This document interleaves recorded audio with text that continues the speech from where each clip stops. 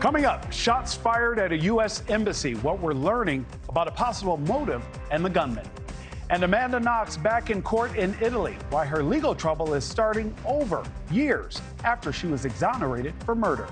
Plus, the viral debate over whether or not to return your shopping cart after using it, how one TikTok video has become the talk of the town. It's the top of the hour. I'm Nick Smith, in today for Nichole Berlie. Americans want to see third-party presidential candidates on the debate stage. We know that because that's according to an exclusive polling from our partners at Decision Desk HQ. That could include candidates like Robert F. Kennedy Jr., who is currently fighting for the opportunity to join the debate stage. President Joe Biden and former President Donald Trump are set to face off later this month, and that same poll found Americans will be watching. Correspondent Alina Shirazi is live in Washington to break down these numbers for us. Alina, there were a lot of numbers, a lot of questions, and Americans are divided.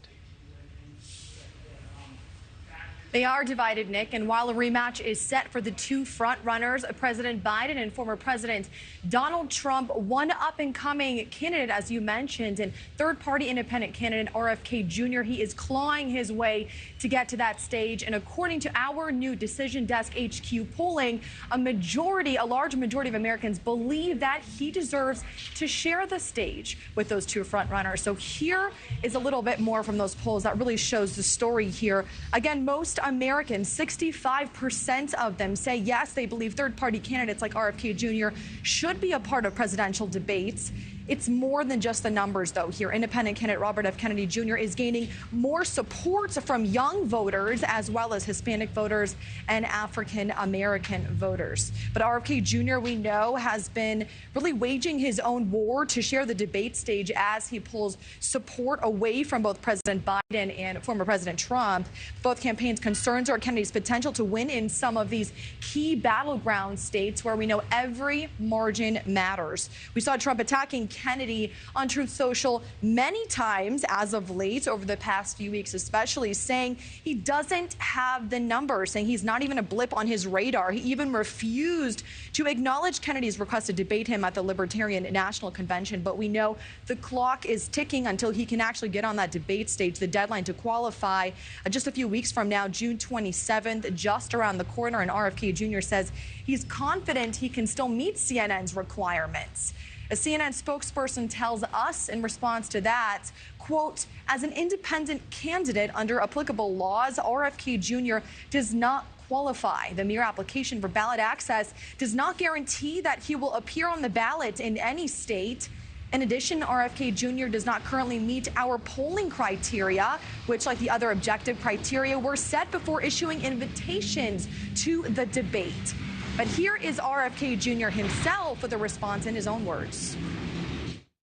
We've had lengthy conversations with CNN. They've been very coy about exactly what happened at the Washington, with the criteria. The law says that they can't, they have to use objective criteria and pre-existing criteria.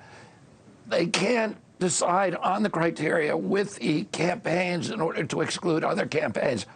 Otherwise, it's an illegal campaign contribution. And it'll be interesting to see whether or not he can meet those qualifications in this short amount of time to share that debate stage, again, with those two runners, Nick. Alina, one quick question. Another thing I'm curious about. I know the poll also looked into how many people would tune in. What were those numbers?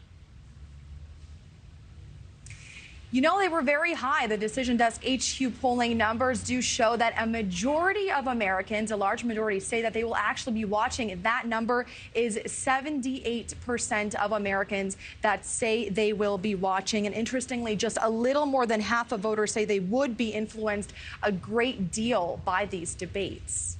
Nick. Alina Shirazi, thank you so much.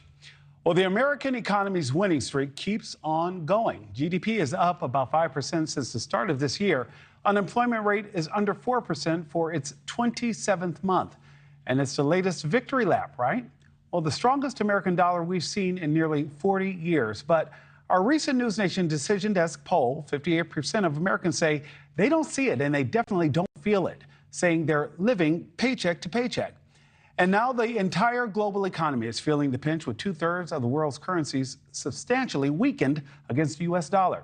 Their loss is our gain, with our dollar stretching further on those vacations abroad. But does that even make a difference for the millions of Americans who say they've been forced to cut back on their spending?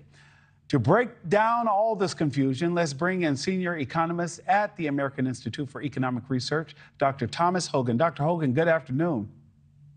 Yeah, thanks, Nick. Glad to be on. Okay, economy is doing well, inflation is down, yet when people go to buy groceries, they are not seeing it. Why is that happening, Dr. Hogan?